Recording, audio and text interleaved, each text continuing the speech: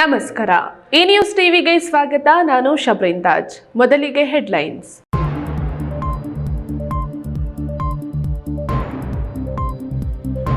ಅಪ್ರಾಪ್ತ ವಯಸ್ಕ ವಿದ್ಯಾರ್ಥಿನಿ ಮೇಲೆ ಶಾಲಾ ಮುಖ್ಯ ಶಿಕ್ಷಕನಿಂದ ಅತ್ಯಾಚಾರ. ಬಾಲಕಿ ಗರ್ಭಿಣಿಯಾದಾಗ ಬಯಲಾದ ಕರ್ಮಕಾಂಡ. ಇದೀಗ ಶಿಕ್ಷಕ ಜೈಲು ಪಾಲು. ಪ್ರೀತಿಸಿ ಮದುವೆಯಾಗಿದ್ದ ದಂಪತಿಗಳ ನಡುವೆ ಕೌಟುಂಬಿಕ ಕಲಹ. ಕೈ ಹಿಡಿದ ಗಂಡನ ಕೊಲೆಗೆ ಸ್ಕೆಚ್ ಹಾಕಿದ ಹೆಂಡತಿ. ಪ್ರತಿಷ್ಠಿತ ದೇವಾಲಯಕ್ಕೆ ಕನ್ನ ಹಾಕಿ ಹುಂಡಿ ಹೊತ್ತೊಯ್ದಿದ್ದ ಕಳ್ಳ. 15 ದಿನಗಳ ನಂತರ ಕೊನೆಗೂ ಸಿಕ್ಕಿಬಿದ್ದ. ಅಸಹಾಯಕ ಮಹಿಳೆಯ ಮನೆ ಕೆಡವಿದ ಭೂಗಳ್ಳರು. ದಾಖಲೆಗಳನ್ನಿಟ್ಟುಕೊಂಡು ಕಣ್ಣೀರು ಸುರಿಸುತ್ತಿರುವ ನೊಂದ ಮಹಿಳೆ.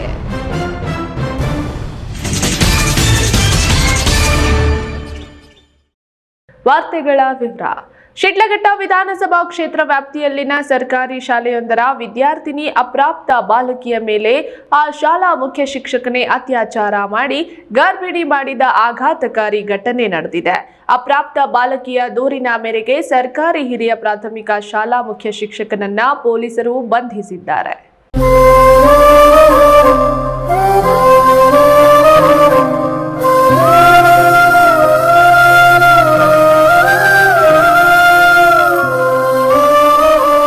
ಸರ್ಕಾರಿ ಹಿರಿಯ ಪ್ರಾಥಮಿಕ ಶಾಲೆಯೊಂದರ ಮುಖ್ಯ ಶಿಕ್ಷಕ ಅಪ್ರಾಪ್ತ ವಯಸ್ಸಿನ ವಿದ್ಯಾರ್ಥಿನಿಯ ಮೇಲೆ ಶಾಲೆಯಲ್ಲಿಯೇ ಕಳೆದ 6 ತಿಂಗಳಿಂದಲೂ ನಿರಂತರವಾಗಿ ಅತ್ಯಾಚಾರ ಮಾಡಿ ಆಕೆಯನ್ನ ಗರ್ಭಿಣಿಯನ್ನಾಗಿಸಿದ ಆತಂಕಕಾರಿ ಘಟನೆ ನಡೆದಿದೆ.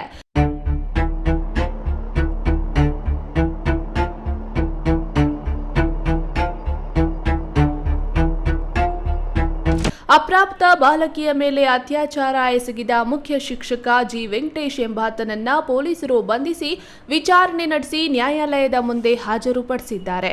ಇತ್ತೀಚೆಗೆ 13 ವರ್ಷದ ಅಪ್ರಾಪ್ತ ಬಾಲಕಿಯ ಆರೋಗ್ಯದಲ್ಲಿ ಏರುಪೇರಾಗಿದ್ದು ತಪಾಸಣೆಗಾಗಿ ಆಸ್ಪತ್ರೆಗೆ ಹೆತ್ತವರು ಕರೆದೊಯ್ದಾಗ ಬಾಲಕಿಯು ಗರ್ಭಿಣಿಯಾಗಿರುವ ಅಂಶ ದೃಢಪಟ್ಟಿದ್ದು ಹೆತ್ತವರು ಹೌಹಾರಿದ್ದಾರೆ.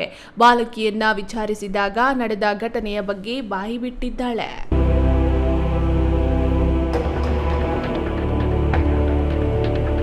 ಸಂತ್ರಸ್ತ ಬಾಲಕಿಯ ನೀಡಿದ ದೂರಿನ ಮೇರೆಗೆ ಪೊಲೀಸರು ಪೋಕ್ಸೋ ಕಾಯ್ದೆಯಡಿ ಕೇಸು ದಾಖಲಿಸಿಕೊಂಡು ತನಿಖೆಯನ್ನ ಕೈಗೊಂಡಿದ್ದು ಘಟನೆಗೆ ಕಾರಣರಾದ ಮುಖ್ಯ ಶಿಕ್ಷಕ ಜಿ ವೆಂಕಟೇಶ್ ನನ್ನ ವಶಕ್ಕೆ ಪಡೆದು ವಿಚಾರಣೆ ನಡೆಸಿ ನ್ಯಾಯಾಲಯದ ಮುಂದೆ ಹಾಜರುಪಡಿಸಿದ್ದಾರೆ.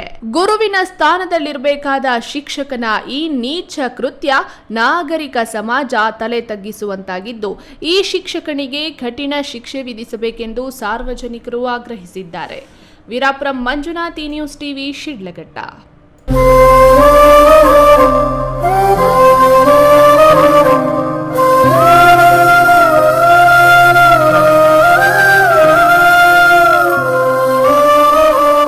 ಪ್ರೀತಿಸಿ ಮದುವೆಯಾಗಿದ್ದ ದಂಪತಿಗಳ ನಡುವೆ ಕೌಟುಂಬಿಕ ಕಲಹ ಉಂಟಾಗಿ ಕೈ ಹಿಡಿದ ಹೆಂಡತಿಯೇ ಗಂಡನ ಕೊಲೆಗೆ ಮುಂದಾಗಿದ್ದು ಸೋದರ ಮಾವನ ಮುಖಾಂತರ ಅರಣ್ಯ ಪ್ರದೇಶಕ್ಕೆ ಕರೆದೊಯ್ದು ಕರಳು ಆಚೆಗೆ ಬರುವಂತೆ ಚಾಕುವಿನಿಂದ ಇರಿದಿದ್ದು ರಕ್ತದ ಮಡುವಿನಲ್ಲೇ ಹೆದ್ದಾರಿ ತಲುಪಿರುವ ಗಾಯಾಳುವಿನ ರಕ್ಷಣೆಗೆ ಸಾರ್ವಜನಿಕರು ಮತ್ತು ಪೊಲೀಸರು ಧಾವಿಸಿ ಆಸ್ಪತ್ರೆಗೆ ಸೇರಿಸಿರುವ ಘಟನೆ ಕೋಲಾರ ಜಿಲ್ಲೆಯಲ್ಲಿ ನಡೆದಿದೆ.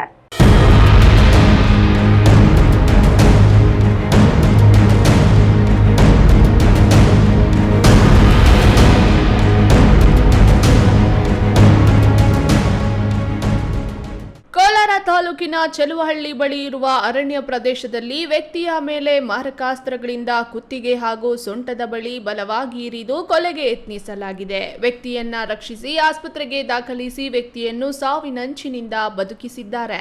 ಹಲ್ಲೆಗೊಳಗಾದ ವ್ಯಕ್ತಿ ಕೋಲಾರ ತಾಲೂಕಿನ ಮುದವಾಡಿ ಗ್ರಾಮದ 33 ವರ್ಷದ ನಾಗೇಶ್ ಕಳೆದ 5 ವರ್ಷದ ಹಿಂದೆ ವಾನರಾಶಿ ಗ್ರಾಮದ ಅಶ್ವಿನಿಯನ್ನು ಪ್ರೀತಿಸಿ ಮದುವೆಯಾಗಿದ್ದ.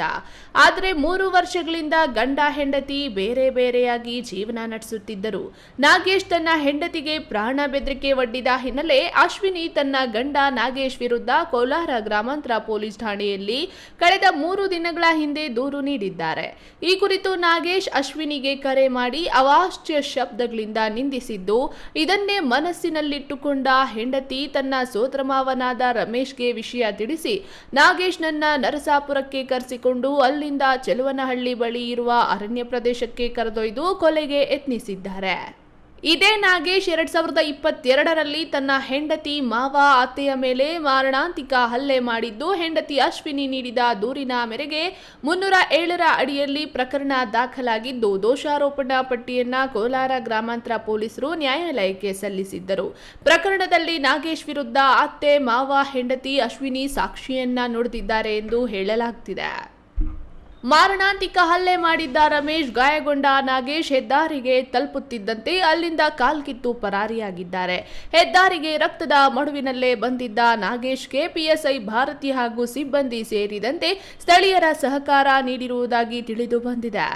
ಘಟನೆ ಸಂಬಂಧ ಕೋಲಾರ ಗ್ರಾಮಾಂತರ ಪೊಲೀಸ್ ಠಾಣೆಯಲ್ಲಿ ಅಶ್ವಿನಿ ಸೋದರಮಾವ ರಮೇಶ್ ವಿರುದ್ಧ ಕೊಲೆ ಯತ್ನ ಪ್ರಕರಣ ದಾಖಲಿಸಿಕೊಂಡಿದ್ದು, ಪರಾರಿಯಾಗಿರುವ ರಮೇಶ್ಗಾಗಿ ಹುಡುಕಾಟ ನಡೆಸಲಾಗ್ತಿದೆ.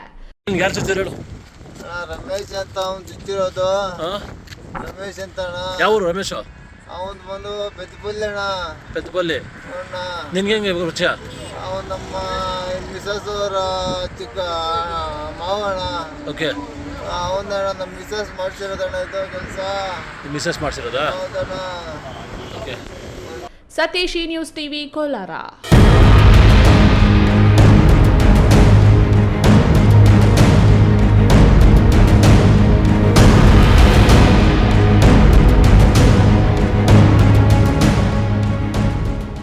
ಅದು ಪ್ರತಿಷ್ಠಿತ ಹನುಮ ದೇವಾಲಯ. ಅತ್ಯಂತ ಭದ್ರತೆಯನ್ನ ಹೊಂದಿದೆ. ಸಿಸಿ ಕ್ಯಾಮೆರಾಗಳಿವೆ, ದೊಡ್ಡ ಕಾಂಪೌಂಡ್ ಇದೆ, ಹೊರಗಡೆ ಭದ್ರತಾ ಸಿಬ್ಬಂದಿಯೂ ಇದ್ದಾರೆ.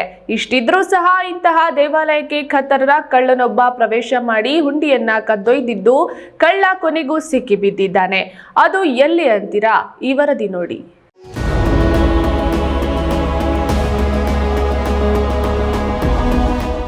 ಹೌದು, ಇವನೇ ನೋಡಿ. ದೇವಾಲಯಗಳನ್ನೇ ಟಾರ್ಗೆಟ್ ಮಾಡಿ ಹುಂಡಿಗಳನ್ನ ಕದಿಯುವ ಹುಂಡಿಗಳ್ಳ.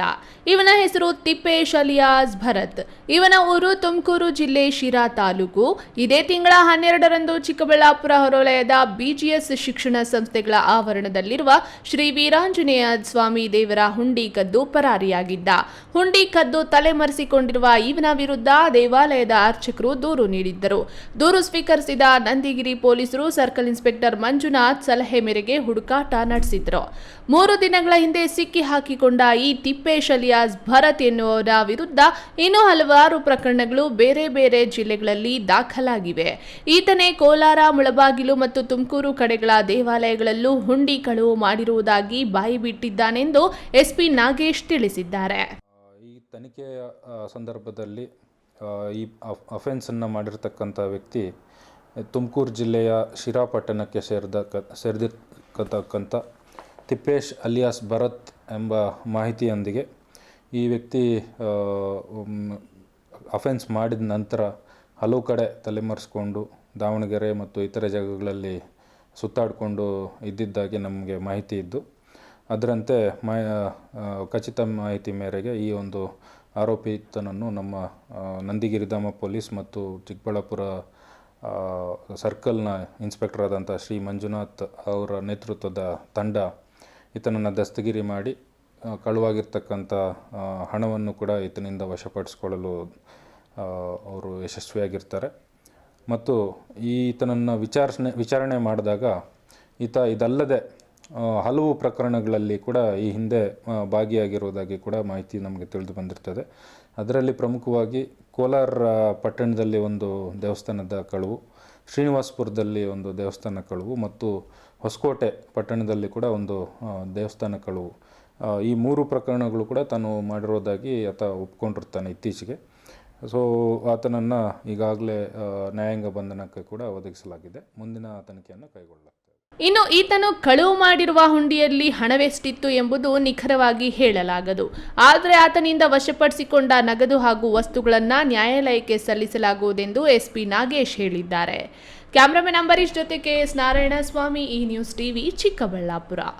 ಇದೀಗ ವಿರಾಮದ ನಂತರ ಈ ನ್ಯೂಸ್ ಟಿವಿ ಮುಂದುವರಿಯುತ್ತದೆ. ಈಗ ಒಂದು 4 ವರ್ಷದ ಕೆಳಗೆ ನನ್ನ ಗ್ಯಾಸ್ ಟ್ರಬಲ್ ಶುರು ಆಗಿತ್ತು. ಹೊಟ್ಟೆ ನೋವು, ಎದೆ ನೋವು, ಮಸಲ್ಸ್ ನೋವು, ತಿಳ್ಕೊಳಕ್ 10 ಪರೀಕ್ಷೆಗಳು. ಒಂದಿನ ಟಿವಿ ನೋಡ್ತಾ ಇದ್ದೆ. ಹೊಟ್ಟೆಗೆ ಬರ್ತಕ್ಕಂಥ 180 ಸಮಸ್ಯೆಗಳಿಗೂ ರಾಮಬಾಣವಾಗಿ ಅಮೃತ ಬಿಂದು ಇದೆ. ನಾನು ಅಮೃತ ಬಿಂದು ತಗೊಳಕ್ ಶುರು ಮಾಡಿದಾಗಿಂದ ಆರಾಮಾಗಿದ್ದೀನಿ. ಪಾಪ್ಕಾರ್ನ್ ಬೆಳೆಯುವ ರೈತರಿಗೆ ಸಂತಸದ ಸುದ್ದಿ. ಅಧಿಕ ಇಳುವರಿ, ಅಧಿಕ ದರ ಬರುವ ಬೇಡಿಕೆಯುಳ್ಳ ಅಮೆರಿಕನ್ ಹೈಬ್ರಿಡ್ W2037 ಪಾಪ್ಕಾರ್ನ್ ಬಿತ್ತನೆ ಬೀಜ ನಾಟಿ ಮಾಡಿ 1 ಎಕರೆಗೆ 25 ರಿಂದ 30 ಕ್ವಿಂಟಾಲ್ ಇಳುವರಿ ಪಡೆಯಿರಿ. ಅಮೆರಿಕ ದೇಶದಿಂದ ಆಮದು ಮಾಡಿಕೊಂಡು ಪೆರೆಸಂದ್ರದ ಎಸಲೆಂಟ್ ಟ್ರೇಡರ್ಸ್ ಹೈಬ್ರಿಡ್ ಪಾಪ್ಕಾರ್ನ್ ಬೀಜಗಳನ್ನು ಮಾರಾಟ ಮಾಡುತ್ತಿದೆ. ಅಧಿಕ ಇಳುವರಿ ಜೊತೆಗೆ ಉತ್ತಮ ಬೆಲೆ, ಬಿತ್ತನೆ ಬೀಜ ಖರೀದಿಸಿದ ರೈತರಿಂದ ಫಸಲನ್ನು ನಾವೇ ಖರೀದಿಸುತ್ತೇವೆ. ಬೆಸ್ಟ್ ಪಿಯು ಮತ್ತು ಡಿಗ್ರಿ ಕಾಲೇಜ್ ಚಿಕ್ಕಬಳ್ಳಾಪುರ. ಬೋಧನಾ ಕ್ಷೇತ್ರದಲ್ಲಿ 30 ವರ್ಷಗಳ ಅನುಭವ ಇರುವ ಡಾಕ್ಟರ್ ರಘುನಾಥ್ ಸಾರಥ್ಯದಲ್ಲಿ ನಡೆಯುತ್ತಿರುವ ಶಿಕ್ಷಣ ಸಂಸ್ಥೆಗಳು. ಪಿಯು ಮತ್ತು ಡಿಗ್ರಿಯಲ್ಲಿ ಜಿಲ್ಲೆಯಲ್ಲಿ ಉತ್ತಮ ಫಲಿತಾಂಶ ಸಾಧಿಸಿರುವ ಏಕೈಕ ಕಾಲೇಜ್. ನೀಟ್, ಜೆಡಬ್ಲ್ಯೂಗೆ ಕೋಚಿಂಗ್ ನೀಡಲಾಗುತ್ತದೆ. ಪಿಯು ಮತ್ತು ಡಿಗ್ರಿಗೆ ದಾಖಲಾತಿಗಳು ಪ್ರಾರಂಭವಾಗಿದೆ. ಶ್ರೀ ಭೈರವೇಶ್ವರ ವಿದ್ಯಾಸಂಸ್ಥೆ, ಕೈವಾರ ಕ್ರಾಸ್, ಕೈವಾರ, ಚಿಂತಾಮಣಿ ತಾಲೂಕು, ಚಿಕ್ಕಬಳ್ಳಾಪುರ ಜಿಲ್ಲೆ. ಪ್ರಾಥಮಿಕ ಮತ್ತು ಪ್ರೌಢಶಾಲಾ ಶಿಕ್ಷಕರು ಬೇಕಾಗಿದ್ದಾರೆ. ಸಮಾಜ ವಿಜ್ಞಾನ ಶಿಕ್ಷಕರು, ಪ್ರಾಥಮಿಕ ಮತ್ತು ಪ್ರೌಢಶಾಲೆ ಹಾಗೂ ಇಂಗ್ಲಿಷ್ ಶಿಕ್ಷಕರು, ಪ್ರೌಢಶಾಲೆ, ಸಿಬಿಎಸ್ಇ ಪಠ್ಯಕ್ರಮದಲ್ಲಿ ಆಂಗ್ಲ ಮಾಧ್ಯಮದಲ್ಲಿ ಬೋಧಿಸುವ ಉತ್ತಮ ನುರಿತ ಶಿಕ್ಷಕರು ಬೇಕಾಗಿದ್ದಾರೆ. ತಮ್ಮ ಬಯೋಡೇಟಾವನ್ನು ಈ ಕೆಳಕಂಡ ಇಮೇಲ್ಗೆ ಕಳುಹಿಸಿ. ಆಯ್ಕೆಯಾಗುವ ಶಿಕ್ಷಕರಿಗೆ ವಸತಿ ಸೌಲಭ್ಯದೊಂದಿಗೆ ಆಕರ್ಷಕ ಸಂಬಳ ನೀಡಲಾಗುವುದು. ವಿರಾಮದ ನಂತರ ಈ ನ್ಯೂಸ್ ಟಿವಿಗೆ ಸ್ವಾಗತ. ಬಲಾಢ್ಯರ ದೌರ್ಜನ್ಯದಿಂದ ಸುಮಾರು 40 ವರ್ಷಗಳ ಕಾಲ ವಾಸವಿದ್ದ ಮನೆ ನೆಲಸಮ ಮಾಡಿದ ಪರಿಣಾಮ ಅನಾಥ ಬಡ ಕುಟುಂಬಸ್ಥರು ಬೀದಿಗೆ ಬೀಳುವ ಹಾಗೆ ಮಾಡಿರುವ ದೌರ್ಭಾಗ್ಯ ಬಾಗೇಪಲ್ಲಿಯಲ್ಲಿ ನಡೆದಿದೆ.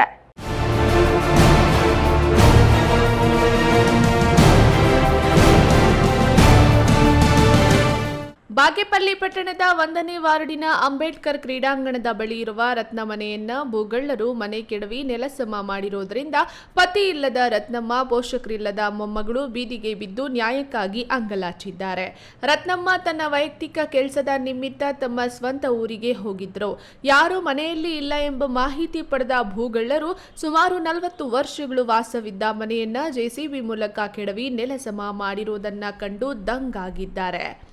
ಕಣ್ಣೀರು ಹಾಕುತ್ತಾ ಮನೆ ಪತ್ರಗಳು ಕೈಯಲ್ಲಿ ಹಿಡಿದು ನ್ಯಾಯಕ್ಕಾಗಿ ಅಂಗಲಾಚಿದ್ದು, ಮನೆಯಲ್ಲಿ ಯಾರೂ ಇಲ್ಲದಿದ್ದಾಗ ನೋಡಿಕೊಂಡು ಜೆಸಿಬಿ ಮೂಲಕ ಮನೆ ಕೆಡವಿದವರ ವಿರುದ್ಧ ಕಾನೂನು ಕ್ರಮ ಜರುಗಿಸುವಂತೆ మనవి ಮಾಡಿದ್ದಾರೆ. అప్పటినికా ఇల్లు కట్టుకొని ఈడే ఉన్నాము. మాకెవరు లేరు. మా అప్ప చచ్చిపోయా, మా అమ్మ చచ్చిపోయా. ఇక వెంకటేష్ మమ్మ, నారాయణప్ప తీసుకోండి చచ్చిపోయారు. కొడుకుండే, కొడుకు మన బాగలేకున్నది చచ్చిపోయా. కొడుకు బిడ్డ ఉంది. ఆ బిడ్డ స్కూల్కి పోయింటే స్కూల్ నుంచి వచ్చేపటికే ఇంటికి వచ్చి ఇంట్లో ఉండే సామాన్లు అన్నీ ఎత్తుకొని వెళ్ళిపోయి ఉండే ఇల్లంతా పెట్టేసి వెళ్ళిపోయినారు. ఏమీ లేకుండా చేసినారు. ఇప్పుడు ఆ బిడ్డకి ఏమో న్యాయం చేయాలి. ಮನೆ ಕಳೆದುಕೊಂಡ ಅನಾಥೆ ರತ್ನಮ್ಮನಿಗೆ ಅತ್ತ ಮನೆ ನಿರ್ವಹಣೆ ಮಾಡಲು ಪತಿ ಇಲ್ಲ, ಇತ್ತ ವಾಸಿಸಲು ಮನೆ ಇಲ್ಲ. ಇದ್ದ ಒಬ್ಬನೇ ಮಗ ಅನಾರೋಗ್ಯದಿಂದ ತೀರಿಕೊಂಡಿದ್ದಾನೆ. ಆತನಿಗೆ ಒಬ್ಬ ಹೆಣ್ಣು ಮಗಳು, ತಾತ ಇಲ್ಲ, ತಂದೆ ಇಲ್ಲದೆ ಅನಾಥವಾಗಿ ಬೀದಿ ಪಾಲಾದ ಅಜ್ಜಿ ರತ್ನಮ್ಮ, ಮೊಮ್ಮಗಳು ಅಮೃತ ಅವರಿಗೆ ನ್ಯಾಯ ಕೊಡಿಸುವವರು ಯಾರು? ಅಧಿಕಾರಿಗಳೇ, ಜನಪ್ರತಿನಿಧಿಗಳೇ ಇತ್ತ ಗಮನ ಹರಿಸಿ ದೌರ್ಜನ್ಯಕ್ಕೆ ಒಳಗಾದ ಅನಾಥರಿಗೆ ಆಶ್ರಯರಾಗಿ ಎಂಬುದೇ ನಮ್ಮ ಆಶಯ. ಸುಬ್ಬು, ಈ ನ್ಯೂಸ್ ಟಿವಿ, ಬಾಗೇಪಲ್ಲಿ. ಸೋಂಪುರ ಹೋಬಳಿಯ ಹನುಮಂತಪುರ ಬಳಿಯ ರಾಷ್ಟ್ರೀಯ ಹೆದ್ದಾರಿ 48ರ ಪಕ್ಕದ ಖಾಸಗಿ ಹೋಟೆಲ್ ಮುಂಭಾಗ ಗುರುವಾರ ಹನುಮಂತಪುರ, ಬಿದಲೂರು, ಕೋಡಿಪಾಳ್ಯ ಗ್ರಾಮದ ನೂರಾರು ಗ್ರಾಮಸ್ಥರು ಕೆಐಎಡಿಬಿ ವಿರುದ್ಧ ಹಾಗೂ ಇತ್ತೀಚಿನ ಕೆಲ ವರದಿಗಳು, ಸ್ಥಳೀಯ ಮುಖಂಡರ ನಡೆ, ಇಲಾಖೆಯ ಬೇಜವಾಬ್ದಾರಿ ಖಂಡಿಸಿ ರೈತರು ಪ್ರತಿಭಟಿಸಿದರು. ಯಾವುದು ಮಾಹಿತಿ ಬಂದಿಲ್ಲ ನಮ್ಗೆ. ಯಾವ್ದಾದ್ರು ನೋಟಿಸ್ ಬಂದಿದ್ರು ಇಲ್ಲ ಯಾವ್ದಾದ್ರು ಪತ್ರಿಕೆಯಲ್ಲಿ ಪ್ರಕಟವಾದ್ರೆ ನಿಮ್ಗೆ ಗೊತ್ತಾಗ್ತೈತೆ. ಏನು ಗೊತ್ತಿಲ್ಲದಂಗೆ ಅದಕ್ಕಾಗಿ ಹನುಮಂತಪುರ, ಬಿಲ್ಲೂರು, ಕೋಡಿಪಾಳ್ಯ ಗ್ರಾಮಸ್ಥರು ಕಳ್ಳರು ಬೇಕು ನೋಡ್ಕೊಡ್ತಾರೆ. ನೆಲಮಂಗಲ ತಾಲೂಕಿನ ಹನುಮಂತಪುರ, ಬಿದಲೂರು, ಕೋಡಿಪಾಳ್ಯ ಗ್ರಾಮಗಳಲ್ಲಿ 487 ಎಕರೆ ಭೂಮಿ ವಶಕ್ಕೆ ಕೆಐಎಡಿಬಿ ಹುನ್ನಾರ ನಡೆಸಿದ್ದು, ಇದುವರೆಗೆ ಗೆಜೆಟ್ ಹೊರಡಿಸದೆ, ನೋಟಿಸ್, ಪತ್ರಿಕಾ ಪ್ರಕಟಣೆ ನೀಡದೆ ಏಕಾಏಕಿ ಅಧಿಕಾರಿಗಳು ರೈತರ ಜಮೀನಿಗೆ ಭೇಟಿ ನೀಡಿದ್ದಾರೆಂದು ಆರೋಪಿಸಿ ಕೆಐಎಡಿಬಿ ಭೂ ಸ್ವಾಧೀನ ವಿರುದ್ಧ ಸುದ್ದಿಗೋಷ್ಠಿ ನಡೆಸಿ ಹರಿಹಾಯ್ದರು. ಎಲ್ಲ ಬಂದ್ಬಿಟ್ಟು ಒಳ್ಳೆ ಮಿಲಿಟರಿ ಫೋರ್ಸ್ ಬಂದು ಎಲ್ಲ ನೋಡ್ಕೊಂಡು ಇಲ್ಲಿ ಮೇಯ್ನಾಗಿ ಜಮೀನುಗಳು ಏನಾಗಿದೆ ಅಂದರೆ ಎಲ್ಲ ಫಲವತ್ತಾದ ಭೂಮಿಗಳು ಅಂದರೆ ಸುಮಾರು 270 ಎಕರೆ ತೋಟ ಇದೆ. ಪ್ರತಿಭಟನೆ ನೇತೃತ್ವ ವಹಿಸಿದ್ದ ಕುಲುವನಹಳ್ಳಿ ಗ್ರಾಮ ಪಂಚಾಯಿತಿ ಮಾಜಿ ಅಧ್ಯಕ್ಷ ಹನುಮಂತಪುರ ವಿಜಯಕುಮಾರ್ ಸುದ್ದಿಗೋಷ್ಠಿ ಉದ್ದೇಶಿಸಿ ಮಾತನಾಡಿ, ಕೆಐಎಡಿಬಿ ಭೂಸ್ವಾಧೀನ ಪ್ರಕ್ರಿಯೆ ಆರಂಭಿಸದ ಗ್ರಾಮಗಳಲ್ಲಿ ರೈತರು ಕೃಷಿ ಚಟುವಟಿಕೆ ಮಾಡಲು ಇಲಾಖೆ ಅಧಿಕಾರಿಗಳು ಅಡ್ಡಿ ಮಾಡುತ್ತಿದ್ದಾರೆ. ನಮ್ಮ ಪ್ರಾಣ ಬಿಡುತ್ತೇವೆ, ಫಲವತ್ತಾದ ಭೂಮಿ ಬಿಡುವುದಿಲ್ಲ. ರೈತರು ತಮ್ಮ ಜಮೀನಿನಲ್ಲಿ ವ್ಯವಸಾಯ ಮತ್ತು ಸಸಿಗಳನ್ನು ನೆಡಲು ಬಿಡದ ಅಧಿಕಾರಿಗಳು ತಡೆಯೊಡ್ಡುತ್ತಿದ್ದು, ಭೂಸ್ವಾಧೀನಕ್ಕೆ ನೋಟಿಫಿಕೇಶನ್ ಕೂಡ ಹೊರಡಿಸದೆ ರೈತರ ಜಮೀನಿನಲ್ಲಿ ನೆಡುತ್ತಿರುವ ಗಿಡಗಳಿಗೆ ಕಾನೂನು ಬಾಹಿರವಾಗಿ ಅಡ್ಡಗಾಲು ಹಾಕುತ್ತಿದ್ದಾರೆ. ರೈತರನ್ನು ಕಮಿಷನ್ ಆಸೆಗಾಗಿ ಒಕ್ಕಲೆಬ್ಬಿಸುವ ಕೃತ್ಯಕ್ಕೆ ಸ್ಥಳೀಯ ಪ್ರಭಾವಿ ಮುಖಂಡರು ಯತ್ನಿಸುತ್ತಿದ್ದಾರೆ ಎಂದು ಆರೋಪಿಸಿದರು. ಎಲ್ಲ ಫಲವತ್ತಾದ ಭೂಮಿಗಳು ಅಂದ್ರೆ ಸುಮಾರು 270 ಎಕರೆ ತೋಟ ಇದೆ. ಆಲ್ರೆಡಿ ನಾನು EMಗೆ ಒಂದು ಮನವಿ ಕೊಟ್ಟಿದ್ದೀವಿ. ಒಂದು 6 ತಿಂಗಳಿಂದನೇ ಇಲ್ಲಿ 270 ಎಕರೆ ತೋಟ ಇದೆ ಅಂತ ನಾವು ಕೊಟ್ಟಿದ್ದೀವಿ. ಆಲ್ರೆಡಿ ಇದೆ ಅಲ್ಲಿ ರೆಕಾರ್ಡು. ಸೊ ಫಲವತ್ತಾದ ಭೂಮಿ ಇವ್ರು ಅಕ್ವೈರ್ ಮಾಡೋಕ್ಕೆ ಬರೋಲ್ಲ. ಎರಡನೇದಾಗಿ ತಿಪ್ಪಗೊಂಡಳ್ಳಿ ಕ್ಯಾಶ್ಮೆಂಟ್ ಏರಿಯಾ ಬರ್ತಿತ್ತು. ಕ್ಯಾಶ್ಮೆಂಟ್ ಏರಿಯಾ ಬಂದಾಗ ಝೋನ್ 2, ಝೋನ್ 3. ಆ ಝೋನ್ 3ನಲ್ಲಿ ಯಾವುದೇ ರೀತಿ ಗೆಜೆಟ್ ಇದೆ ನೋಡಿ ಇಲ್ಲಿ. ಆ ಗೆಜೆಟ್ನಲ್ಲಿ ಇವ್ರು ಯಾವುದೇ ರೀತಿ ಝೋನ್ 3ನಲ್ಲಿ ವ್ಯವಸಾಯ ಬಿಟ್ಟು ಯಾವ ಕೈಗಾರಿಕೆನೂ ಮಾಡೋಕ್ಕೆ ಬರೋಲ್ಲ ಅಂತ ಒಂದು ಅವರೇ ಗೆಜೆಟ್ನಲ್ಲಿ ಮಾಡಿದ್ದಾರೆ. ಅದನ್ನು ಯಾಕೆ ಅವ್ರು ವಿರೋಧ ಮಾಡ್ತಾ ಇದ್ದಾರೆ? ಆಮೇಲೆ ನೋಡಿ ಇಲ್ಲಿ ಕೆರೆ ಇದೆ, ಇಲ್ಲೇ ನಿಮ್ಗೆ ಕಾಣ್ತಾ ಇದೆ ಈ ಕೆರೆ, ಹನುಮಂತಪುರ ಕೆರೆ. ಇದು ಒಂದು ಚೈನ್ ಲಿಂಕ್ ಇದ್ದಂಗೆ. ಶಿವಗಂಗೆಯಿಂದ ಕತಿಂಗ್ನೂರಿಂದ ಹನುಮಂತಪುರ, ಕೋಡಿಪಾಳ್ಯ, ಕುಲ್ಲನಹಳ್ಳಿ, ಕುಲ್ಲನಹಳ್ಳಿಯಿಂದ ಡೈರೆಕ್ಟ್ ತಿಪ್ಪಗೊಂಡಳ್ಳಿ ಬರ್ತಿದೆ. ಇದೊಂಥರ ಚೈನ್ ಲಿಂಕು. ಆಗಿನ ಕಾಲದ ಪುಣ್ಯಾತ್ಮರು ರಾಜರು ಮಾಡಿದಂಥ ಕೆರೆಗಳು. ಈ ಕೆರೆಗಳಿಂದ ನಾವೆಲ್ಲ ಅನ್ನ ಬೆಳ್ಕೊಂತ ಇದ್ದೀವಿ. ಇನ್ನು ಹೋರಾಟ ನಿರತ ರೈತರಿಗೆ ರಾಜ್ಯ ರೈತ ಸಂಘಟನೆ ಬೆಂಬಲ ಸೂಚಿಸಿ ತಹಸೀಲ್ದಾರ್ ಹಾಗೂ ಜಿಲ್ಲಾಧಿಕಾರಿಗಳಿಗೆ ರೈತರ ಜಮೀನು ವಶಪಡಿಸಿಕೊಳ್ಳದಂತೆ ಮನವಿ ಪತ್ರ ನೀಡುತ್ತೇವೆ. ನಂತರ ರಾಜಭವನ ಚಲೋ ಮಾಡಿ ರಾಜ್ಯಪಾಲರಿಗೆ ರೈತರ ಅಹವಾಲು ಸಲ್ಲಿಸುತ್ತೇವೆ ಎಂದರು.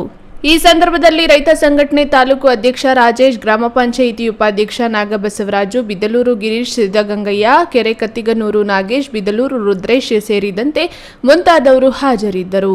Ram Prasad, KRE news TV, Nelamangala.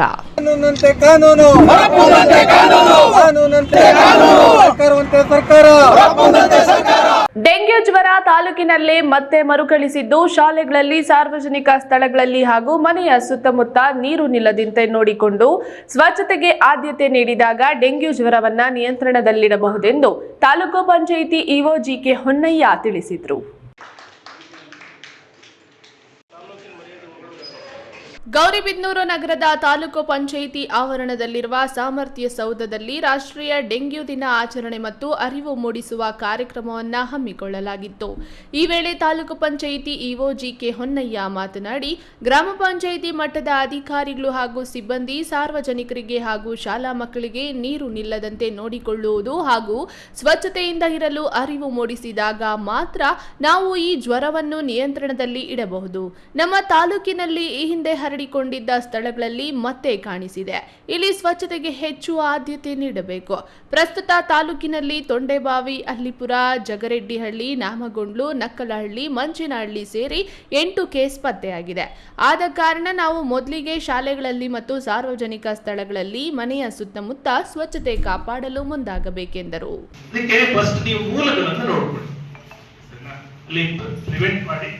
ಶಾಲೆಗಳಿಗೆ ವಿಸಿಟ್ ಮಾಡಿ, ಶಾಲೆಗಳೆಲ್ಲ ತೊಟ್ಟಿ ಏನಾರ ಕ್ಲೀನ್ ಮಾಡಿಸಿಲ್ಲ ಅಂತಂದ್ರೆ ಅವ್ರಿಗೆ ಮಾಹಿತಿ ಕೊಡಿ. ನಿಮಗೆ ಸಾಧ್ಯ ಆದಷ್ಟು ಯಾರಾದ್ರೂ ನಿಮ್ಮ ಸವಲತ್ತುಗಳನ್ನ ಒದಗಿಸಕ್ಕಾದ್ರೆ ಒದಗಿಸಿ, ಇಲ್ಲ ಅಂತಂದ್ರೆ ಸ್ಕೂಲ್ಗಳಿಗೆ ಮಾಹಿತಿ ಹೇಳಿ. ಏನಂತಂದ್ರೆ ದಯಮಾಡಿ ಅವನ್ನ ಕ್ಲೀನ್ ಮಾಡಿಸಿ ಅಂತ ಹೇಳಿ. ಕೇಸ್ ಆಗಿಲ್ಲ ಅಂತ ನಿಮ್ಗೆ ಮಾಹಿತಿ ಕೊಟ್ಟರೆ ನಾನು BEO ಹತ್ರ ಮಾತಾಡ್ತೀನಿ, ಶಾಲೆಗಳಿಗೆ ಸ್ವಲ್ಪ ಕ್ಲೀನ್ನೆಸ್ ಮೇಂಟೈನ್ ಮಾಡಿ ಅಂತ. ವೈದ್ಯ ಡಾಕ್ಟರ್ ಮುರಳೀಧರ್ ಮಾತನಾಡಿ, ಸೊಳ್ಳೆಗಳಲ್ಲಿ 45 ಜಾತಿಯ ಸೊಳ್ಳೆಗಳಿದ್ದು ಅದರಲ್ಲಿ 4 ಜಾತಿಯ ಸೊಳ್ಳೆಗಳು ಹೆಚ್ಚು ಅಪಾಯಕಾರಿಯಾಗಿದೆ. ಆ ಸೊಳ್ಳೆಗಳು ಕಚ್ಚಿದಲ್ಲಿ ಮನುಷ್ಯರು ರೋಗಗಳಿಗೆ ತುತ್ತಾಗಬಹುದು.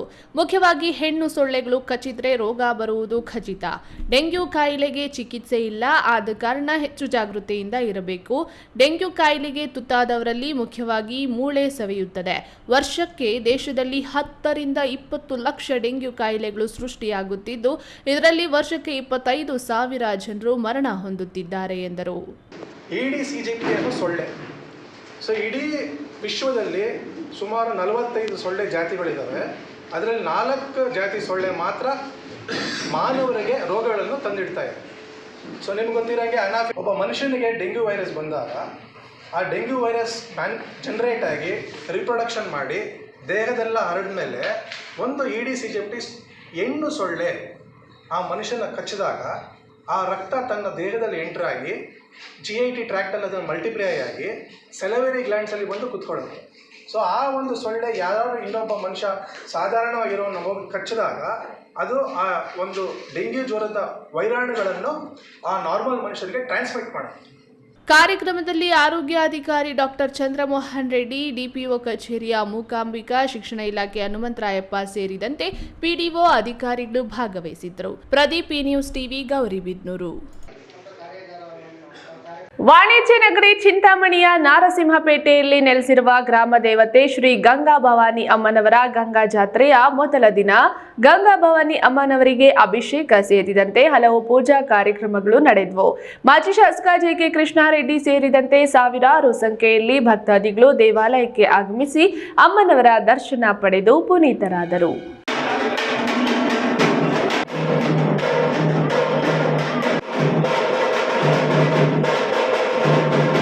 ಚಿಂತಾಮಣಿಯ ಶಕ್ತಿ ದೇವತೆ ಎಂದು ಪ್ರಸಿದ್ಧಿ ಪಡೆದಿರುವ ಗಂಗಾ ಭವಾನಿ ಅಮ್ಮನವರ ಜಾತ್ರೆಯನ್ನು ಪ್ರತಿ ವರ್ಷ ನಗರ ಹಾಗೂ ನಾರಸಿಂಹಪೇಟೆಯ ಸುತ್ತಮುತ್ತಲಿನ ಬಡಾವಣೆಗಳ ನಾಗರಿಕರು ಶ್ರದ್ಧಾ ಭಕ್ತಿಯಿಂದ ಆಚರಣೆ ಮಾಡುತ್ತಾರೆ.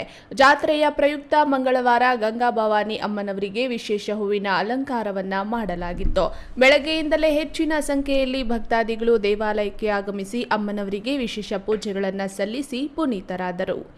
ಗಂಗಾ ಜಾತ್ರೆಯ ಪ್ರಯುಕ್ತ ನಗರದ ನಾರಸಿಂಹಪೇಟೆ, ಅಂಬೇಡ್ಕರ್ ಕಾಲೋನಿ, NNT ರಸ್ತೆ, ಗಜಾನನ ವೃತ್ತ, ಟ್ಯಾಂಕ್ ಬಾಂಡ್ ರಸ್ತೆ, ವೆಂಕಟಗಿರಿ ಕೋಟೆ, ತಪತೇಶ್ವರ ಕಾಲೋನಿ, ವಿನಾಯಕನಗರ, ಸೊಣ್ಣಶೆಟ್ಟಿಹಳ್ಳಿ, ಚೌಡರೆಡ್ಡಿಪಾಳ್ಯ, NR ಬಡಾವಣೆಯ ಆಶ್ರಯ ಬಡಾವಣೆ, KR ಬಡಾವಣೆ ಸೇರಿದಂತೆ ಪಟ್ಟಾಲಮ್ಮ ದೇವಸ್ಥಾನ ಸುತ್ತಮುತ್ತಲಿನ ಸಹಸ್ರಾರು ಮಹಿಳೆಯರು ಗಂಗಾ ಭವಾನಿ ಅಮ್ಮನವರಿಗೆ ವಿಶೇಷವಾಗಿ ತಯಾರಿಸಿದ್ದ ತಂಬಿಟ್ಟು ದೀಪಗಳನ್ನು ಹೊತ್ತು ಗಂಗಾ ಭವಾನಿ ದೇವಾಲಯಕ್ಕೆ ಆಗಮಿಸಿ ವಿಶೇಷ ಪೂಜೆ ಸಲ್ಲಿಸುವ ಮೂಲಕ ಹರಕೆ ಸಲ್ಲಿಸಿದರು. ಚಿಂತಾಮಣಿ ಮಾಜಿ ಶಾಸಕ JK ಕೃಷ್ಣಾರೆಡ್ಡಿ ಅವರು ಮಂಗಳವಾರ ಬೆಳಗ್ಗೆ ಗಂಗಮ್ಮ ದೇವಿ ದೇವಾಲಯಕ್ಕೆ ಭೇಟಿ ನೀಡಿ ಗಂಗಮ್ಮ ದೇವಿಯವರಿಗೆ ವಿಶೇಷ ಪೂಜೆ ಸಲ್ಲಿಸಿ ಉತ್ತಮ ಮಳೆ ಬೆಳೆಯಾಗಲೆಂದು ದೇವರಲ್ಲಿ ಪ್ರಾರ್ಥಿಸಿಕೊಂಡಿರುವುದಾಗಿ ತಿಳಿಸಿದರು. ಚಿಂತಾಮಣಿ ನಗರದಲ್ಲಿ 15 ವರ್ಷಗಳಿಂದ ಪ್ರತಿ ವರ್ಷ ಕೂಡ ಗಂಗಾದೇವಿಯನ್ನ ಪ್ರಾರ್ಥನೆ ಮಾಡಿ ದರ್ಶನ ಮಾಡಿ ಈ ವರ್ಷ ಕೂಡ 15 ವರ್ಷಗಳಿಂದ ಬಹಳ ವಿಜೃಂಭಣೆಯಿಂದ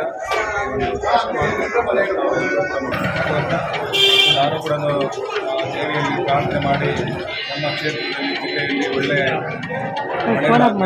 ಬೆಳೆಗಳಾಗಬೇಕು, ಎಲ್ಲ ಕುಟುಂಬಗಳಲ್ಲಿ ಸಂತೋಷವಾಗಿ ಅಂತ ಹೇಳಿ ಶುಭ. B Devappa, news TV, Chintamani.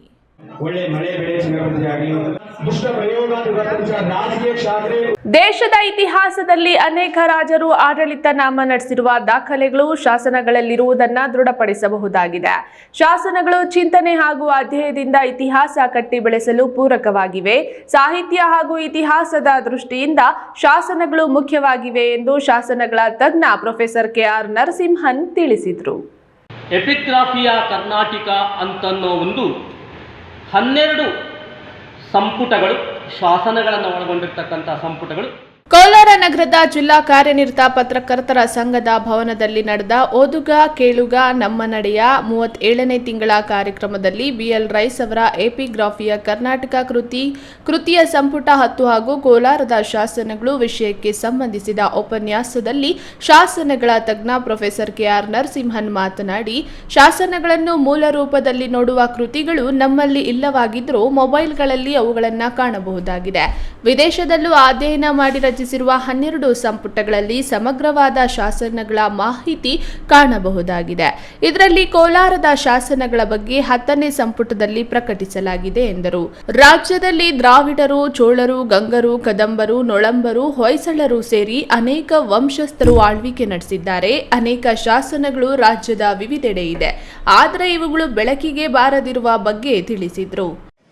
ನಮಗೆ ಸಂಪಾದನೆ ಮಾಡಿಕೊಟ್ಟಿರ್ತಕ್ಕಂತಹ ಎಪಿಗ್ರಾಫಿಯಾ ಕರ್ನಾಟಕ ಅಂತನ್ನೋ ಒಂದು 12 ಸಂಪುಟಗಳು, ಶಾಸನಗಳನ್ನು ಒಳಗೊಂಡಿರ್ತಕ್ಕಂತಹ ಸಂಪುಟಗಳು. ಅದರಲ್ಲಿ ಮೊಟ್ಟ ಮೊದಲನೇದೇನೆ ಕೊಡಗು ಜಿಲ್ಲೆ. ಇದನ್ನ ಪರಿಷ್ಕರಣೆ ಮಾಡಿ ಪುನರ್ಮುದ್ರಣ ಮಾಡಿ ನಮಗೆ ಕೊಟ್ಟಿರ್ತಕ್ಕಂಥದ್ದು 1972ರಲ್ಲಿ ನಮ್ಮ ಘನತೆಯಂತಹ ಮೈಸೂರು ವಿಶ್ವವಿದ್ಯಾಲಯದ ಕನ್ನಡ ಅಧ್ಯಯನ ಸಂಸ್ಥೆ. ಈ ವೇಳೆ Aadima N Govindappa, VSS Shastri, Nagananda Kemparaju, C Muniyappa, JG Nagaraj, doctor Raghuramegowda, doctor Harish, H A. Purushottam Rao ಸೇರಿದಂತೆ ಮುಂತಾದವರು ಹಾಜರಿದ್ದರು. Satish, news TV, Kolar. ಮತಗಳಿಗಾಗಿ ತಾವು ಭಾಷಣಗಳು, ಪ್ರವಚನಗಳು ಮಾಡುವ ಅವಶ್ಯಕತೆ ಇಲ್ಲ. ತಾವು ಶಿಕ್ಷಕರು, ಬುದ್ಧಿವಂತರು. ಸಮಾಜಕ್ಕೆ ಶಿಕ್ಷಣ ಅತ್ಯಗತ್ಯ ಎಂದು ಶಾಸಕ ಎಸ್.ಎನ್. ಸುಬ್ಬಾರೆಡ್ಡಿ ತಿಳಿಸಿದ್ದಾರೆ. ಬಾಗೇಪಲ್ಲಿ ಪಟ್ಟಣದ ಡಿವಿಜಿ ರಸ್ತೆಯಲ್ಲಿರುವ ಕೆಎನ್ಜೆ ಫಂಕ್ಷನ್ ಹಾಲ್ನಲ್ಲಿ ಆಗ್ನೇಯ ಶಿಕ್ಷಕರ ಕ್ಷೇತ್ರದ ವಿಧಾನ ಪರಿಷತ್ ಚುನಾವಣಾ ಚಿತ್ರದುರ್ಗ, ತುಮಕೂರು, ಕೋಲಾರ, ಚಿಕ್ಕಬಳ್ಳಾಪುರ ಮತ್ತು ದಾವಣಗೆರೆ ಕ್ಷೇತ್ರದ ಕಾಂಗ್ರೆಸ್ ಅಭ್ಯರ್ಥಿ ಡಿಟಿ ಶ್ರೀನಿವಾಸ್ ಪರ ಶಾಸಕ ಸುಬ್ಬಾರೆಡ್ಡಿ ಮತಯಾಚನೆ ಸಭೆಯನ್ನು ಉದ್ದೇಶಿಸಿ ಮಾತನಾಡಿ, ಬಿ ಕೃಷ್ಣಪ್ಪ ಅವರು ಉತ್ತಮ ಕುಟುಂಬದಿಂದ ಬಂದಂತ ವ್ಯಕ್ತಿ, ಶಿಕ್ಷಣ ಕ್ರಾಂತಿ ಮೂಡಿಸಿರುವ ವ್ಯಕ್ತಿ. ಡಿಟಿ ಶ್ರೀನಿವಾಸ್ ಅವರಿಗೆ ಅತಿ ಹೆಚ್ಚು ಮತಗಳನ್ನು ನೀಡಿ ಗೆಲ್ಲಿಸಬೇಕು. ಅವರ ಒಂದು ಗೆಲುವು ನನ್ನ ಗೆಲುವಿಗೆ ಸಮಾನ ಎಂದರು. ಯೋಚನೆ ಮಾಡಿ, ಇವತ್ತು ನಮ್ಮ ಶ್ರೀನಿವಾಸ ಅವರು ಕಾಂಗ್ರೆಸ್ ಪಕ್ಷದಲ್ಲಿದ್ದಾರೆ. ಈ ರಾಜ್ಯದಲ್ಲಿ ಕಾಂಗ್ರೆಸ್ ಆಡಳಿತ ಇದೆ, ಜಾಸ್ತಿ ಇದ್ದಾರೆ. ನಾವೆಲ್ಲ ಒಟ್ಟಿಗೆ ಸೇರಿದಾಗ ಮಾತ್ರ ಈ ಶಿಕ್ಷಣ ಕ್ಷೇತ್ರ ಅಭಿವೃದ್ಧಿ ಮಾಡಕ್ಕೆ ಸಾಧ್ಯ. ಅದರಿಂದ ತಾವೆಲ್ಲ ಗಮನ ಇಟ್ಕೊಳ್ಳಿ. ನಮಗೆ ನಮ್ಮ ಕ್ಷೇತ್ರದಲ್ಲಿ 15 ಮತಗಳು ಬಂದ್ರೆ ನನಗೂ ತೋರು. ಆಗ್ನೇಯ ಶಿಕ್ಷಕರ ಕ್ಷೇತ್ರದ ವಿಧಾನ ಪರಿಷತ್ ಕಾಂಗ್ರೆಸ್ ಅಭ್ಯರ್ಥಿ ಡಿಟಿ ಶ್ರೀನಿವಾಸ್ ಮಾತನಾಡಿ, ಕಳೆದ ಬಾರಿ ನಡೆದ ಆಗ್ನೇಯ ಶಿಕ್ಷಕರ ಕ್ಷೇತ್ರದ ವಿಧಾನ ಪರಿಷತ್ ಚುನಾವಣೆ ಸಂದರ್ಭದಲ್ಲಿ ಈ ಭಾಗದಿಂದ ಅತಿ ಹೆಚ್ಚು ಮತಗಳು ನೀಡಿ ನನ್ನನ್ನು ಬೆಂಬಲಿಸಿದ್ದೀರಿ. ತಮಗೆಲ್ಲರಿಗೂ ಹೃತ್ಪೂರ್ವಕ ಧನ್ಯವಾದಗಳು. ನನಗೆ ಒಂದು ಅವಕಾಶ ಕೊಟ್ಟು ಪರೀಕ್ಷೆ ಮಾಡಿ ನೋಡಿ. ನಾನು ಯಾವುದೇ ಪ್ರತಿಫಲ ಬಯಸದೆ ನಿಷ್ಠಾವಂತನಾಗಿ ಕೆಲಸ ಮಾಡ್ತೇನೆ. ಮುಂದಿನ ದಿನಗಳಲ್ಲಿ ನಮ್ಮ ಶಾಸಕರ, ಸಚಿವರ ಮತ್ತು ಸರ್ಕಾರದ ಸಹಕಾರದಿಂದ ಶೈಕ್ಷಣಿಕ ಕ್ಷೇತ್ರದಲ್ಲಿ ಉತ್ತಮ ಬದಲಾವಣೆ ಮಾಡ್ತೇನೆಂದು ಭರವಸೆ ನೀಡಿದರು.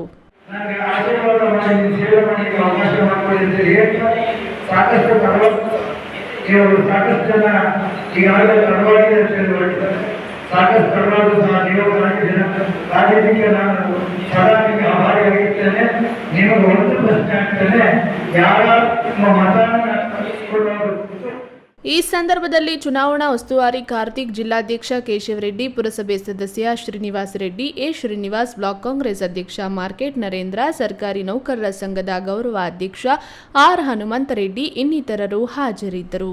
ಸುಬ್ಬು, ಈ ನ್ಯೂಸ್ ಟಿವಿ, ಬಾಗೇಪಲ್ಲಿ. ದೇಶದ ಇತಿಹಾಸದಲ್ಲಿ ಅನೇಕ ರಾಜರು ಆಡಳಿತ ನಾಮ ನಡೆಸಿರುವ ದಾಖಲೆಗಳು ಶಾಸನಗಳಲ್ಲಿರುವುದನ್ನು ದೃಢಪಡಿಸಬಹುದಾಗಿದೆ. ಶಾಸನಗಳು ಚಿಂತನೆ ಹಾಗೂ ಅಧ್ಯಯನದಿಂದ ಇತಿಹಾಸ ಕಟ್ಟಿ ಬೆಳೆಸಲು ಪೂರಕವಾಗಿವೆ.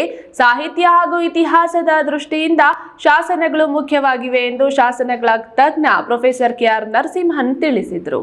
ಎಪಿಗ್ರಾಫಿಯಾ ಕರ್ನಾಟಕ ಅಂತನ್ನೋ ಒಂದು 12 ಸಂಪುಟಗಳು, ಶಾಸನಗಳನ್ನು ಒಳಗೊಂಡಿರ್ತಕ್ಕಂಥ ಸಂಪುಟಗಳು ಕೋಲಾರ ನಗರದ ಜಿಲ್ಲಾ ಕಾರ್ಯನಿರತ ಪತ್ರಕರ್ತರ ಸಂಘದ ಭವನದಲ್ಲಿ ನಡೆದ ಓದುಗ ಕೇಳುಗ ನಮ್ಮ ನಡೆಯ 37ನೇ ತಿಂಗಳ ಕಾರ್ಯಕ್ರಮದಲ್ಲಿ ಬಿಎಲ್ ರೈಸ್ ಅವರ ಎಪಿಗ್ರಾಫಿಯ ಕರ್ನಾಟಕ ಕೃತಿಯ ಸಂಪುಟ 10 ಹಾಗೂ ಕೋಲಾರದ ಶಾಸನಗಳು ವಿಷಯಕ್ಕೆ ಸಂಬಂಧಿಸಿದ ಉಪನ್ಯಾಸದಲ್ಲಿ ಶಾಸನಗಳ ತಜ್ಞ ಪ್ರೊಫೆಸರ್ ಕೆಆರ್ ನರಸಿಂಹನ್ ಮಾತನಾಡಿ, ಶಾಸನಗಳನ್ನು ಮೂಲ ರೂಪದಲ್ಲಿ ನೋಡುವ ಕೃತಿಗಳು ನಮ್ಮಲ್ಲಿ ಇಲ್ಲವಾಗಿದ್ದರೂ ಮೊಬೈಲ್ಗಳಲ್ಲಿ ಅವುಗಳನ್ನು ಕಾಣಬಹುದಾಗಿದೆ. ವಿದೇಶದಲ್ಲೂ ಅಧ್ಯಯನ ಮಾಡಿ ರಚಿಸಿರುವ 12 ಸಂಪುಟಗಳಲ್ಲಿ ಸಮಗ್ರವಾದ ಶಾಸನಗಳ ಮಾಹಿತಿ ಕಾಣಬಹುದಾಗಿದೆ. ಇದರಲ್ಲಿ ಕೋಲಾರದ ಶಾಸನಗಳ ಬಗ್ಗೆ 10ನೇ ಸಂಪುಟದಲ್ಲಿ ಪ್ರಕಟಿಸಲಾಗಿದೆ ಎಂದರು. ರಾಜ್ಯದಲ್ಲಿ ದ್ರಾವಿಡರು, ಚೋಳರು, ಗಂಗರು, ಕದಂಬರು, ನೊಳಂಬರು, ಹೊಯ್ಸಳರು ಸೇರಿ ಅನೇಕ ವಂಶಸ್ಥರು ಆಳ್ವಿಕೆ ನಡೆಸಿದ್ದಾರೆ. ಅನೇಕ ಶಾಸನಗಳು ರಾಜ್ಯದ ವಿವಿಧೆಡೆ ಇದೆ. ಆದರೆ ಇವುಗಳು ಬೆಳಕಿಗೆ ಬಾರದಿರುವ ಬಗ್ಗೆ ತಿಳಿಸಿದರು. ನಮಗೆ ಸಂಪಾದನೆ ಮಾಡಿಕೊಟ್ಟಿರ್ತಕ್ಕಂತಹ ಎಪಿಗ್ರಾಫಿಯಾ ಕರ್ನಾಟಕ ಅಂತನ್ನೋ ಒಂದು 12 ಸಂಪುಟಗಳು, ಶಾಸನಗಳನ್ನು ಒಳಗೊಂಡಿರ್ತಕ್ಕಂತಹ ಸಂಪುಟಗಳು. ಅದರಲ್ಲಿ ಮೊಟ್ಟ ಮೊದಲನೇದೇನೆ ಕೊಡಗು ಜಿಲ್ಲೆ. ಇದನ್ನ ಪರಿಷ್ಕರಣೆ ಮಾಡಿ ಪುನರ್ಮುದ್ರಣ ಮಾಡಿ ನಮಗೆ ಕೊಟ್ಟಿರ್ತಕ್ಕಂಥದ್ದು 1972ರಲ್ಲಿ ನಮ್ಮ ಘನತೆಯಂತಹ ಮೈಸೂರು ವಿಶ್ವವಿದ್ಯಾಲಯದ ಕನ್ನಡ ಅಧ್ಯಯನ ಸಂಸ್ಥೆ. ಈ ವೇಳೆ Aadima N Govindappa, VSS Shastri, Nagananda Kemparaju, C Muniyappa, JG Nagaraj, doctor Raghuramegowda, doctor Harish, H A. Purushottam Rao ಸೇರಿದಂತೆ ಮುಂತಾದವರು ಹಾಜರಿದ್ದರು. Satish, news TV, Kolar. ಎಲ್ಲ ಶಿಕ್ಷಕ ವೃಂದ ಆತ್ಮಬಂಧು ಆಗಿರೋದ್ರಿಂದ ಈ ಬಾರಿಯೂ ಸಹ ವೈ.ಎ. ನಾರಾಯಣಸ್ವಾಮಿ ಅವರು 100ಕ್ಕೆ 100 ಬಾರಿ ಗೆಲ್ಲುವುದು ಖಚಿತ. ಹಾಗಾಗಿ ಅಭ್ಯರ್ಥಿ ಪರ ನಾವು ಮತಯಾಚನೆ ಮಾಡ್ತಿದ್ದೇವೆ. ಕಾಲಾವಕಾಶ ಸಿಕ್ಕಿದ್ದಲ್ಲಿ ಅಭ್ಯರ್ಥಿ ಸಹ ಬಂದು ಮತಯಾಚನೆ ಮಾಡಬಹುದೆಂದು ಬಿಜೆಪಿ ಹಿರಿಯ ಮುಖಂಡ ಎನ್.ಎಂ. ರವಿನಾರಾಯಣ ರೆಡ್ಡಿ ಹೇಳಿದರು. ಆಗ್ನೇಯ ಶಿಕ್ಷಕರ ಕ್ಷೇತ್ರದ ಅಭ್ಯರ್ಥಿ ವೈ.ಎ. ನಾರಾಯಣಸ್ವಾಮಿ ಪರ ಮಂಗಳವಾರ ಗೌರಿಬಿದನೂರು ನಗರದ ವಿವಿಧ ಶಾಲಾ ಮತ್ತು ಕಾಲೇಜುಗಳಲ್ಲಿ ಮತಯಾಚನೆ ಮಾಡಿ ಮಾತನಾಡಿದ ಬಿಜೆಪಿ ಪಕ್ಷದ ಹಿರಿಯ ಮುಖಂಡ ಎನ್.ಎಂ. ರವಿನಾರಾಯಣ ರೆಡ್ಡಿ, ಈ ಬಾರಿಯೂ ಸಹ ವೈ.ಎ. ನಾರಾಯಣಸ್ವಾಮಿಯವರು 100ಕ್ಕೆ 100 ಬಾರಿ ಗೆಲ್ಲುವುದು ಖಚಿತ. ಹಾಗಾಗಿ ಅಭ್ಯರ್ಥಿ ಪರ ನಾವು ಮತಯಾಚನೆ ಮಾಡುತ್ತಿದ್ದೇವೆ. ಕಾಲಾವಕಾಶ ಸಿಕ್ಕಿದ್ದಲ್ಲಿ ಅಭ್ಯರ್ಥಿ ಸಹ ಬಂದು ಮತಯಾಚನೆ ಮಾಡಬಹುದು ಎಂದು ತಿಳಿಸಿದರು. ಎಲ್ಲ ಶಿಕ್ಷಕ ವೃಂದದ ಆತ್ಮಬಂಧು ಆಗಿರೋದ್ರಿಂದ ಅವರು ಈ ಸಾರಿ 100ಕ್ಕೆ 100ರಷ್ಟು ಗೆಲ್ಲೋದು ಖಚಿತ. ಅವ್ರ ಪರವಾಗಿ ನಾವೇ ಎಲ್ಲ ಮಾಡ್ತಾ ಇದ್ದೀವಿ. ಅವ್ರದ್ದು ಟೀಮ್ ಇದೆ, ಟೀಚರ್ಸ್ದು ಅವ್ರದ್ದೇ ಆದ ಪಡೆ ಇದೆ. ಅವರೆಲ್ಲ ಶತಾಯಗತ ಅವ್ರನ್ನ ಗೆಲ್ಲಿಸಲೇಬೇಕು ಅಂತ ಕೆಲಸ ಮಾಡ್ತಾ ಇದ್ದಾರೆ. ಕಾಲಾವಕಾಶ. ಡಾಕ್ಟರ್ ಶಶಿಧರ್ ಮಾತನಾಡಿ 2006ರಿಂದ 3 ಬಾರಿ ಆಯ್ಕೆಯಾಗಿರುವ ನಮ್ಮೆಲ್ಲರ ಹಿರಿಯ ಮುಖಂಡರಾದ ವೈ.ಎ. ನಾರಾಯಣಸ್ವಾಮಿ ಅವರು ಈ ಬಾರಿಯೂ ಶಿಕ್ಷಕ ಕ್ಷೇತ್ರದಿಂದ ಪುನಃ ಆ ಒಂದು ಸ್ಥಾನವನ್ನ ಮುಂದುವರಿಸಿಕೊಂಡು ಹೋಗುವ ಕಾರಣದಿಂದ ಚುನಾವಣೆಗೆ ಸ್ಪರ್ಧಿಸುತ್ತಿದ್ದು, ಅದರ ಅಂಗವಾಗಿ ಇಂದು ಬೆಳಗಿನಿಂದಲೂ ಸಹ ಹಿರಿಯ ಮುಖಂಡರಾದ ಎನ್.ಎಂ. ರವಿನಾರಾಯಣ ರೆಡ್ಡಿ ಅವರ ನೇತೃತ್ವದಲ್ಲಿ ನಗರದ ಎಲ್ಲ ಶಾಲಾ ಕಾಲೇಜುಗಳ ಅಧ್ಯಾಪಕರನ್ನ ಭೇಟಿ ಮಾಡಿ ಮತಯಾಚನೆ ಮಾಡುತ್ತಿದ್ದೇವೆ. 3ನೇ ತಾರೀಕಿನಂದು ಚುನಾವಣೆ ನಡೆಯುತ್ತಿದ್ದು, ಚುನಾವಣೆಯಲ್ಲಿ ಮತ್ತೊಮ್ಮೆ ಆಯ್ಕೆಯಾಗಿ ಜಯಶೀಲರಾಗಿ ಆಯ್ಕೆಯಾಗ್ತಾರೆ ಎಂದು ತಿಳಿಸಿದರು. ಆಗ್ನೇಯ ಶಿಕ್ಷಕ ಕ್ಷೇತ್ರದಿಂದ 3 ಬಾರಿ ಸತತವಾಗಿ 2006ರಿಂದ 3 ಬಾರಿ ಸತತವಾಗಿ ಆಯ್ಕೆಯಾಗಿರುವ ನಮ್ಮೆಲ್ಲರ ಹಿರಿಯ ಮುಖಂಡರಾದ ವೈ.ಎ. ನಾರಾಯಣಸ್ವಾಮಿ ಅವರು ಈ ಬಾರಿಯೂ ಶಿಕ್ಷಕ ಕ್ಷೇತ್ರದಿಂದ ಪುನಃ ಮತ್ತೆ ಅವರೊಂದು ಇದನ್ನು ಕಂಟಿನ್ಯೂ ಮಾಡ್ಕೊಂಡು ಹೋಗೋ ಸ್ಥಾನವನ್ನು ಇನ್ನೊಮ್ಮೆ ಚುನಾವಣೆಗೆ ಸ್ಪರ್ಧಿಸ್ತಾ ಇದ್ದಾರೆ. ಅದರ ಅಂಗವಾಗಿ ಇವತ್ತು ಬೆಳಗ್ಗೆಯಿಂದ ನಮ್ಮ ಅಧ್ಯಕ್ಷರಾದ ರಮೇಶ್ ರಾವ್, ಮಾರ್ಕೆಟ್ ಮೋಹನ್ ಅವರು ಮತ್ತು ನಮ್ಮೆಲ್ಲರ ಹಿರಿಯ ಮುಖಂಡರಾದ ರವಿನಾರಾಯಣ ರೆಡ್ಡಿ ಅವರ ನೇತೃತ್ವದಲ್ಲಿ ಎಲ್ಲ ಶಾಲೆಗಳಿಗೆ ಭೇಟಿ ಕೊಟ್ಟು ಎಲ್ಲ ಅಧ್ಯಾಪಕರನ್ನ ಪ್ರಾಧ್ಯಾಪಕರನ್ನ ನಾವು ಮತಯಾಚನೆ ಮಾಡ್ತಾಯಿದ್ದೀವಿ. ಆ ರೀತಿ ಇವತ್ತು ನ್ಯಾಷನಲ್ ಕಾಲೇಜ್ ಗೌರಿಬಿದನೂರಿಗೂ ಬಂದಿದ್ದೀವಿ. ವೈ.ಎ. ನಾರಾಯಣಸ್ವಾಮಿ ಅವರು ಯಾವತ್ತೂ ಅತ್ಯಂತ ನಿಕಟ ಸಂಪರ್ಕದಲ್ಲಿ ಶಿಕ್ಷಕ ವೃಂದದ ಜೊತೆಗೆ ಇದ್ದಾರೆ. ಈ ಸಂದರ್ಭದಲ್ಲಿ ಬಿಜೆಪಿ ನಗರ ಘಟಕ ಅಧ್ಯಕ್ಷ ಮಾರ್ಕೆಟ್ ಮೋಹನ್, ಗ್ರಾಮಾಂತರ ಅಧ್ಯಕ್ಷ ರಮೇಶ್ ರಾವ್ ಶಿಲ್ಕೆ, ಮೃತ್ಯುಂಜಯ ಜಯಣ್ಣ, ಪರಿನಿಧಿ ಮಂಜು, ಫ್ಯಾಕ್ಟರಿ ರಾಮು, ವೇಣು ಮಾಧವ್ ಮುಂತಾದವರು ಮತಯಾಚನೆಯಲ್ಲಿ ಭಾಗವಹಿಸಿದರು. ಪ್ರದೀಪ್, ಈ ನ್ಯೂಸ್ ಟಿವಿ, ಗೌರಿಬಿದನೂರು. ಇದೀಗ ವಿರಾಮದ ನಂತರ ಈ ನ್ಯೂಸ್ ಟಿವಿ ಮುಂದುವರಿಯುತ್ತದೆ. Anu coaching centre Chikkaballapur conduct coaching for Navodaya, Sainik, Rashtriya military school, Sathya Sai school Alike. Since 20 years, exemplary results. Every year 50 to 20 students selected. Now start coaching for ICSC, CBSE, PUC, NEET, JEE. ನನ್ನ ಕನಸು ಡಾಕ್ಟರ್ ಆಗೋದು. Doctor ಆಗೋದು ನನ್ನ ಕನಸು. ಮಗಳು ಡಾಕ್ಟರ್ ಆಗಲಿ ಅನ್ನೋದು ನನ್ನ ಕನಸು. ಕನಸು ಎಲ್ಲರಿಗೂ ಇರುತ್ತದೆ. ಇಂಕ ಡಾಕ್ಟರ್ ಓಡ್ಪಂದು ಭಾರಿ ಆಸೆ ಉಂಡು. ಮೆಡಿಕಲ್ ಓದೋಣ ನಡ ಸ್ವಪ್ನ.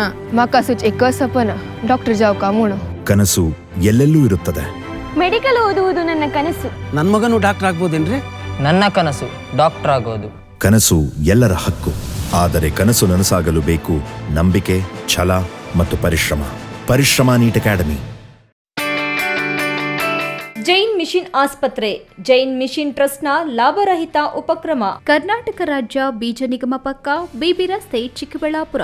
ದಶಕಗಳಿಂದ ಆರೋಗ್ಯ ಕ್ಷೇತ್ರದಲ್ಲಿ ಲಾಭರಹಿತವಾಗಿ ಸೇವೆ ಸಲ್ಲಿಸುತ್ತಿರುವ ಜೈನ್ ಮಿಷನ್ ಆಸ್ಪತ್ರೆ ದಿನದ 24 ಗಂಟೆ ತುರ್ತು ಚಿಕಿತ್ಸೆಯಿಂದ ಹಿಡಿದು ಎಲ್ಲಾ ಕಾಯಿಲೆಗಳಿಗೂ ಇಲ್ಲಿ ಚಿಕಿತ್ಸೆ ಲಭ್ಯ. ದೂರವಾಣಿ ಸಂಖ್ಯೆ 08156295108. ತುರ್ತು ಸಹಾಯವಾಣಿ 6364464470. ವಿರಾಮದ ನಂತರ ಈ ನ್ಯೂಸ್ ಟಿವಿಗೆ ಮತ್ತೆ ಸ್ವಾಗತ. ಇದೀಗ ಸಂಕ್ಷಿಪ್ತ ಸುದ್ದಿ. ಮನೆಯೊಳಗೆ ಬಂದ 12 ಅಡಿ ಉದ್ದದ ಬೃಹತ್ ಗಾತ್ರದ ಕಾಳಿಂಗ ಸರ್ಪವೊಂದನ್ನು ದಕ್ಷಿಣ ಕನ್ನಡ ಜಿಲ್ಲೆಯ ಇಂದು ಬೆಟ್ಟುವಿನಲ್ಲಿ ರಕ್ಷಿಸಿ ಕಾಡಿಗೆ ಬಿಡಲಾಗಿದೆ. ದಕ್ಷಿಣ ಕನ್ನಡ ಜಿಲ್ಲೆಯ ಇಂದು ಬೆಟ್ಟುವಿನ ಬಂಗಾಡಿ ಎಂಬಲ್ಲಿನ ಮನೆಯ ಮಂಚದ ಅಡಿಯಲ್ಲಿ ಕಾಳಿಂಗ ಸರ್ಪ ಇದ್ದು, ಮನೆ ಮುಂದೆ ಮನೆಯ ಒಂದು ಪಾರ್ಶ್ವವನ್ನು ಮಾತ್ರ ಬಳಸ್ತಾ ಇದ್ರು. ಮತ್ತೊಂದು ಪಾರ್ಶ್ವದ ಕೋಣೆಯ ಮಂಚದ ಅಡಿಯಲ್ಲಿ ಕಾಳಿಂಗ ಸರ್ಪ ಇತ್ತು. ಕೋಣೆಯ ಬಾಗಿಲು ತೆಗೆದಾಗ ಮಂಚದಡಿಯಲ್ಲಿ ಶಬ್ದ ಕೇಳಿ ಬಂದಿದೆ. ಏನೆಂದು ಮಂಚದಡಿ ನೋಡಿದಾಗ ಬೃಹತ್ ಕಾಳಿಂಗ ಸರ್ಪ ಪತ್ತೆಯಾಗಿದೆ. ನಂತರ ಮನೆಯವರು ಉರುಗರಕ್ಷಕ ಅಶೋಕ್ ಲಾಯಿಲಾ ಅವರಿಗೆ ಕರೆ ಮಾಡಿ ಮಾಹಿತಿ ನೀಡಿದ್ದಾರೆ. ಇನ್ನು ಸ್ಥಳಕ್ಕೆ ಬಂದ ಉರುಗರಕ್ಷಕ ಅಶೋಕ್ ಲಾಯಿಲಾ ಕಾಳಿಂಗ ಸರ್ಪವನ್ನು ಹಿಡಿದು ಸುರಕ್ಷಿತವಾಗಿ ಕಾಡಿಗೆ ಬಿಟ್ಟಿದ್ದಾರೆ. ಕೊನೆಯದಾಗಿ ಮತ್ತೊಮ್ಮೆ ಹೆಡ್ಲೈನ್ಸ್.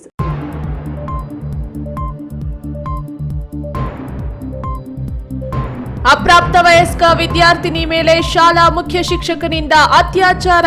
ಬಾಲಕಿ ಗರ್ಭಿಣಿಯಾದಾಗ ಬಯಲಾದ ಕರ್ಮಕಾಂಡ. ಇದೀಗ ಶಿಕ್ಷಕ ಜೈಲು ಪಾಲು. ಪ್ರೀತಿಸಿ ಮದುವೆಯಾಗಿದ್ದ ದಂಪತಿಗಳ ನಡುವೆ ಕೌಟುಂಬಿಕ ಕಲಹ. ಕೈ ಹಿಡಿದ ಗಂಡನ ಕೊಲೆಗೆ ಸ್ಕೆಚ್ ಹಾಕಿದ ಹೆಂಡತಿ. ಪ್ರತಿಷ್ಠಿತ ದೇವಾಲಯಕ್ಕೆ ಕನ್ನ ಹಾಕಿ ಹುಂಡಿ ಹೊತ್ತೊಯ್ದಿದ್ದ ಕಳ್ಳ. 15 ದಿನಗಳ ನಂತರ ಕೊನೆಗೂ ಸಿಕ್ಕಿಬಿದ್ದ. ಅಸಹಾಯಕ ಮಹಿಳೆಯ ಮನೆ ಕೆಡವಿದ ಭೂಗಳ್ಳರು. ದಾಖಲೆಗಳನ್ನಿಟ್ಟುಕೊಂಡು ಕಣ್ಣೀರು ಸುರಿಸುತ್ತಿರುವ ನೊಂದ ಮಹಿಳೆ. ದಿನನಿತ್ಯದ ವೈಭವೀಕರಣವಿಲ್ಲದ ನೈಜ ಸುದ್ದಿಗಳಿಗಾಗಿ ತಪ್ಪದೆ ವೀಕ್ಷಿಸಿ ಈ ನ್ಯೂಸ್ ಟಿವಿ.